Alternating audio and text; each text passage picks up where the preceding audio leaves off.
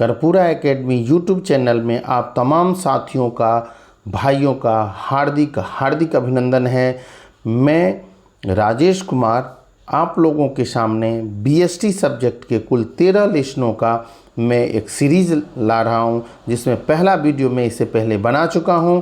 आप इसमें लगातार बने रहेंगे। अगर यह वीडियो आपको अच्छा लगता है तो इसे सब्सक्राइब जरूर कर दें, लाइक ज़रूर करें और अंत में पूरा वीडियो देखने के बाद आपको अगर यह अच्छा लगता है तो ज़रूर कमेंट दें यह वीडियो आपको कैसा लगा। मैं लेसन नंबर 2 जो प्रबंध के सिद्धांत हैं, बिजनेस स्टडी बुक से यह लिया गया है, प्रिंसिपल ऑफ मैनेजमेंट। इसके जो मल्टीपल चॉइस क्वेश्चन हैं, बहुविकल्पीय प्रश्न हैं, उसका मैं क्वेश्चन आंसर बताने जा रहा हूं। और आपको खासकर यह जरूर बता दूं जो ये TRE 4 के लिए जो BPSC टीचर जो बहाली निकलने जा रहा है, जो इसमें BST शिक्षक के लिए यह बहुत ही उपयोगी वीडियो है। 12th क्लास का सीरीज जरूर वो देख कर जाएँ और मैं आशा करता हूँ जी इससे बहुत ज़्यादा क्वेश्चन आने वाला है। आप ज़रूर इसे देख कर जाएँ।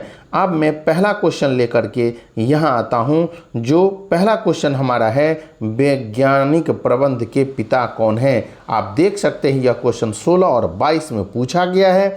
तो वैज्ञानिक प्रबंध के पिता गिलब्रेथ, टेलर, रॉबर्टसन या किम्बाल। तो आप इसे जानते भी होंगे, अगर इसका आपने अध्ययन किया होगा तो आपको पता होगा FW टेलर इसके पिता हैं। वैज्ञानिक प्रबंध के पिता FW टेलर हैं। मानसिक क्रांति मूलाधार है, मानसिक क्रांति मूलाधार है वैज्ञानिक प्रबंध का, संयोजन का, विवेकीकरण का, इनमें से सभी का। तो इसका आंसर हो जाएगा 2 का A, वैज्ञानिक प्रबंध का। वैज्ञानिक प्रबंध का यह इसका आंसर होगा मानसिक क्रांति मूलाधार है वैज्ञानिक प्रबंध का। इसके बाद क्वेश्चन नंबर हम लोग 3 की तरफ चलते हैं। हमारा जो तीसरा क्वेश्चन है, वैज्ञानिक प्रबंध में टेलर ने प्रयोग किए। वैज्ञानिक प्रबंध में टेलर ने क्या प्रयोग किया? गति अध्ययन, थकान अध्ययन एवं समय अध्ययन। गति अध्ययन, थकान अध्ययन और समय अध्ययन। एग्जैक्ट इसका यही आंसर हो जाएगा। क्वेश्चन नंबर 3 का C आंसर होगा। आगे हम लोग बढ़ते हैं। परंपरागत प्रबंध में श्रमिकों को मजदूरी दी जाती है। परंपरागत प्रबंध में श्रमिकों को मजदूरी दी जाती है। कम, अधिक, अधिकतम या इनमें से कोई नहीं। अगर हम पुरानी विचारधारा के अंतर्गत जाएं तो पहले वाले श्रमिकों को कम मजदूरी मिलती थी, और वैज्ञानिक प्रबंध के अंतर्गत जाएं तो अभी के मजदूरों को ज़्यादा मजदूरी मिलती है। वैज्ञानिक प्रबंध में उत्पादन होता है। वैज्ञानिक प्रबंध में उत्पादन होता है अधिकतम, न्यूनतम, सामान्य या इनमें से कोई नहीं। वैज्ञानिक प्रबंध में उत्पादन होता है। यह कौन सा होता है वैज्ञानिक प्रबंध में उत्पादन? तो आप यह जनरली जान लें, नए तरीके से अधिकतम उत्पादन होता है। कर्पूरा एकेडमी आपका अपना चैनल है और सिर्फ आपसे यह सब्सक्राइब करने के लिए कहती है, बदले में आपसे यह कोई फीस नहीं लेती है। इसलिए मैं आप लोगों से रिक्वेस्ट करता हूं जो सब्सक्राइब ज़रूर कर दें, जिससे कि हमारा मनोबल बना रहेगा और मैं लगातार आप लोगों के सामने हर एक सब्जेक्ट का ऑब्जेक्टिव टाइप क्वेश्चन पहले लाऊंगा, फिर सब्जेक्टिव और शॉर्ट टाइप। BPSC वाले ज़रूर इसे देखें। अगला क्वेश्चन हमारा है, वैज्ञानिक प्रबंध से लाभों में होती है। वैज्ञानिक प्रबंध से लाभों में होती है वृद्धि, कमी, कोई प्रभाव नहीं, इनमें से कोई नहीं। तो आंसर वृद्धि में चले जाएं। नए तौर तरीके के आधार पर जो लाभ बढ़ता है। अगला क्वेश्चन हमारा होगा, वैज्ञानिक प्रबंध से श्रमिकों को लाभ होता है, हानि होती है, कोई प्रभाव नहीं, इनमें से कोई नहीं। तो वैज्ञानिक प्रबंध से श्रमिकों को क्या? तो लाभ होता है। श्रमिक भी लाभान्वित होते हैं। वैज्ञानिक प्रबंध से श्रमिकों के कार्य के घंटे में होती है। वैज्ञानिक प्रबंध से श्रमिकों के कार्य के घंटे में होती है वृद्धि, कमी, कोई प्रभाव नहीं, इनमें से कोई नहीं। तो कमी होती है, कार्य करने की घंटों में कमी होती है। आप जान लें इसके बाद वैज्ञानिक प्रबंध से श्रमिकों के कार्य के घंटे में। अब हम लोग 9 नंबर क्वेश्चन देखें। वैज्ञानिक प्रबंध से उपभोक्ता को कोई प्रभाव नहीं, शोषण होता है, लाभ होता है, हानि होती है। वैज्ञानिक प्रबंध से उपभोक्ताओं को भी लाभ होता है। वैज्ञानिक प्रबंध से उपभोक्ताओं को भी लाभ होता है। अगला क्वेश्चन हमारा देखें। वैज्ञानिक प्रबंध कब प्रारंभ हुआ? वैज्ञानिक प्रबंध कब प्रारंभ हुआ? वैज्ञानिक प्रबंध 1913 ईस्वी में प्रारंभ हुआ। वैज्ञानिक प्रबंध 1913 ईस्वी में प्रारंभ हुआ। हेनरी फ्योल के प्रबंध के सिद्धांत हैं। हेनरी फ्योल के प्रबंध के सिद्धांत हैं। हेनरी फ्योल के प्रबंध के सिद्धांत हैं 5, 10, 14 और 15। तो हेनरी फ्योल के प्रबंध के सिद्धांत पहले से पता होगा। यह जो है 14 होता है। कितना? 14 सिद्धांत हैं। हेनरी फ्योल के प्रबंध के सिद्धांत 14 हैं। और आप जनरली जान लें जी, यह 2017, 19, 22 में पूछा गया था। ये बहुत ही महत्वपूर्ण लेसन है, इसे जरूर देखें अंत तक। इससे बहुत क्वेश्चन आता है और आप देखिएगा आज हर एक क्वेश्चन के नीचे BSCB 17-20 हर एक क्वेश्चन किसी न किसी साल पूछा गया था, इसलिए इससे आप बने रहेंगे। आगे हम लोग बढ़ते हैं। हेनरी फ्योल का जन्म हुआ था जापान में, फ्रांस में, जर्मनी में, अमेरिका में। तो हेनरी फ्योल का जो जन्म हुआ था वह फ्रांस में हुआ था। फ्रांस में हुआ था। हेनरी फ्योल का जन्म फ्रांस में हुआ था। प्रशासनिक प्रबंध के प्रस्तुतकर्ता थे। प्रशासनिक प्रबंध के प्रस्तुतकर्ता थे हेनरी फ्योल। प्रशासनिक प्रबंध के प्रस्तुतकर्ता थे हेनरी फ्योल। हेनरी फ्योल प्रबंध के सिद्धांत हैं। प्रबंध के सिद्धांत हैं गतिशील, लोचशील, सार्वभौमिक, इनमें से कोई नहीं। तो आप 14 का आंसर डी में चले जाएं। इनमें से सभी, कोई नहीं, इनमें से सभी इसका आंसर हो जाएगा। अगले क्वेश्चन की तरफ बढ़ते हैं। एक कार्य के निष्पादन के लिए प्रबंध को सर्वोत्तम रास्ता ढूंढना चाहिए। वैज्ञानिक प्रबंध का कौन सा सिद्धांत इस पंक्ति की व्याख्या करता है? एक कार्य के निष्पादन के लिए प्रबंध को सर्वोत्तम रास्ता ढूंढना चाहिए। वैज्ञानिक प्रबंध का कौन सा सिद्धांत इस पंक्ति की व्याख्या करता है? समय अध्ययन, गति अध्ययन, थकान अध्ययन या विधि अध्ययन। तो कार्य के सर्वोत्तम रास्ता जो ढूंढता है वह जान ले, वह कौन सा? तो विधि अध्ययन, मेथड स्टडी। निम्नलिखित में से कौन सा कथन कार्य का विभाजन सिद्धांत का सबसे अच्छा वर्णन करता है? कार्य को छोटे भागों में विभाजित किया जाना, श्रम विभाजित किया जाना, संसाधनों को कार्य के मध्य विभाजित किया जाना, और लास्ट जो हमारा होगा यह विशिष्टीकरण की ओर ले जाता है। तो आप जान लें इसका जो आंसर हो जाएगा हमारा ए आंसर हो जाएगा, कार्य को छोटे भागों में विभाजित किया जाना।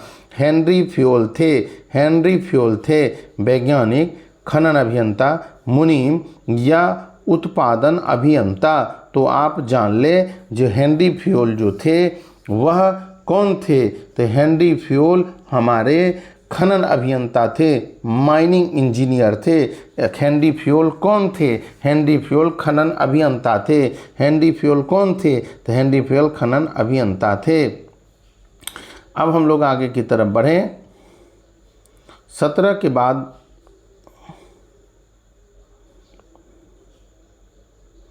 18 नंबर क्वेश्चन की तरफ हम लोग चलते हैं, जो हमारा क्वेश्चन बता रहे हैं वैज्ञानिक प्रबंध से लागत में होती है। वैज्ञानिक प्रबंध से लागत में होती है। वैज्ञानिक प्रबंध से लागत में कमी होती है, वृद्धि होती है, ए बी दोनों, इनमें से कोई नहीं। जी आंसर नंबर ए, कमी होती है। मानसिक कार्य है उत्पादन, प्रबंध, विपणन या इनमें से कोई नहीं।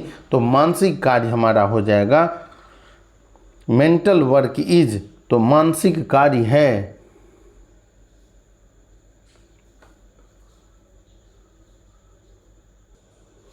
मानसिक कार्य का जो आंसर हो जाएगा वह बी होगा, प्रबंध। मानसिक कार्य है, प्रबंध करना मानसिक कार्य है। वैज्ञानिक प्रबंध में विश्लेषण है।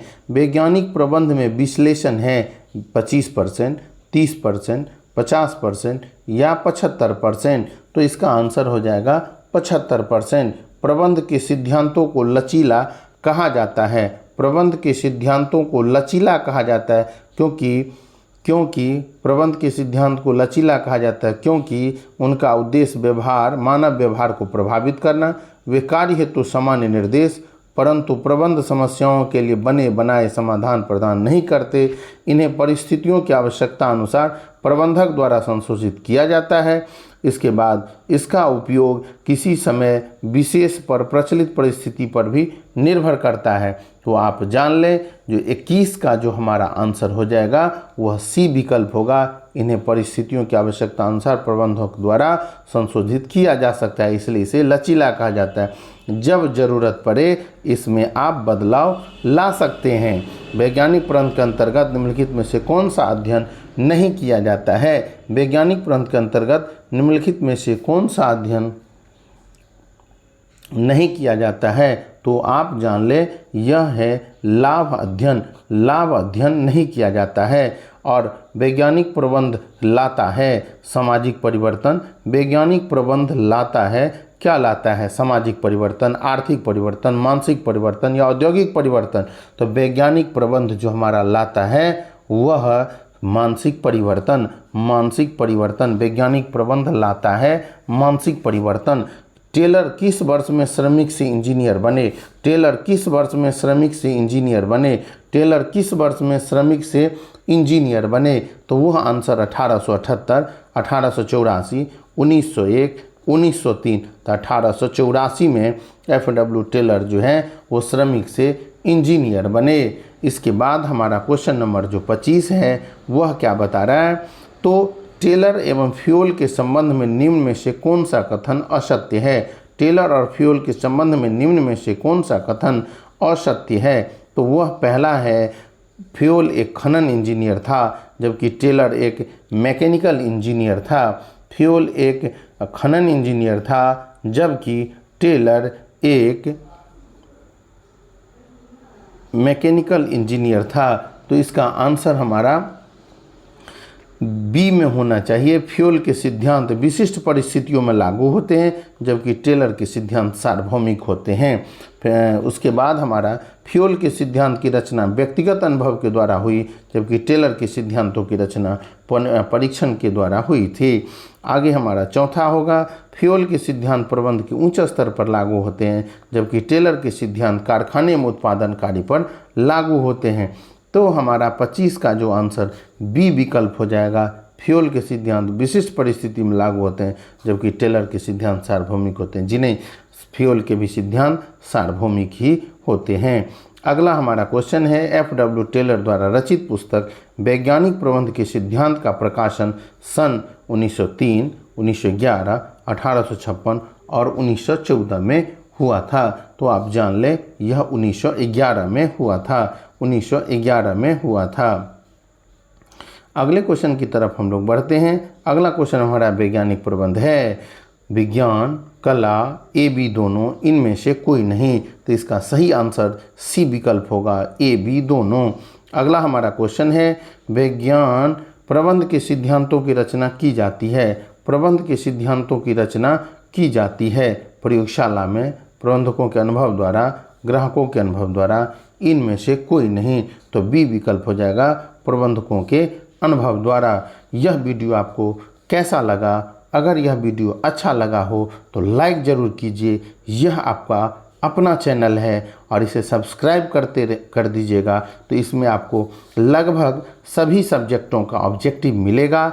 यहाँ तक कि मैं आर्ट्स विषय का भी जो 12th एग्ज़ाम के लिए जो स्पेशली और TRE 4 वाले टीचरों के लिए भी जो उपयोगी होगा, मैं उसे भी लाने का प्रयास करूँगा। तब तक के लिए धन्यवाद।